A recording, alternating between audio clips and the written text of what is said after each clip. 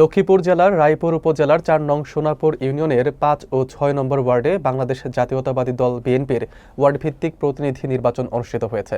সোমবার রাখালী আদর্শ উচ্চ বিদ্যালয়ের মাঠে এই নির্বাচন অনুষ্ঠিত হয়। বিস্তারিত থাকছে হাসান আহমেদ ভূঁইয়ার তথ্যচিত্রে। অনুষ্ঠানে প্রধান অতিথি হিসেবে উপস্থিত ছিলেন বিএনপির চেয়ারপারসন বেগম খালেদা জিয়ার উপদেষ্টা ও লক্ষ্মীপুর ২ আসনের সাবেক সংসদ সদস্য আবুল খায়ের ভূঁইয়া। আরও উপস্থিত ছিলেন রায়পুর উপজেলা বিএনপির আহ্বায়ক মোহাম্মদ নাজমুল ইসলাম মিঠু, সদস্য সচিব শফিকুর রহমান ভূঁইয়া, সিনিয়র যুগ্ম আহ্বায়ক ও সাবেক চেয়ারম্যান মোহাম্মদ সালেহ আহমদ, অ্যাডভোকেট মনিরুল ইসলাম হাওলাদার, বামুনী ইউনিয়ন বিএনপির সদস্য সচিব মোহাম্মদ আলমগীর হোসেন সুপার এবং রিটার্নিং অফিসার হারুনুর রশিদ ব্যাপারী সহ বিএনপি ও অঙ্গ সহযোগী সংগঠনের নেতৃবৃন্দ।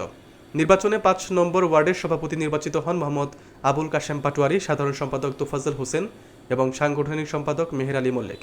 ৬ নং ওয়ার্ডের সভাপতি নির্বাচিত হন মোহাম্মদ হোসেন ও সাধারণ সম্পাদক ফিরোজ আলম।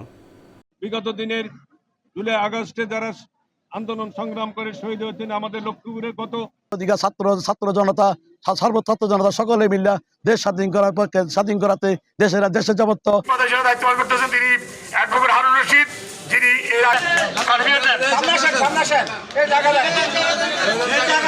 ৪ নং সোনাপুর ইউনিয়নের ৩টি কেন্দ্রে এখানে নির্বাচন হচ্ছে।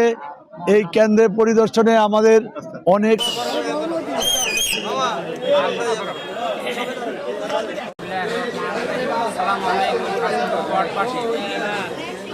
অনেক ধন্যবাদ সবাইকে। আমার ওয়ার্ডে প্রত্যেকটি কর্মী এবং প্রত্যেকটি সদস্যকে অঙ্গ সংগঠন সহ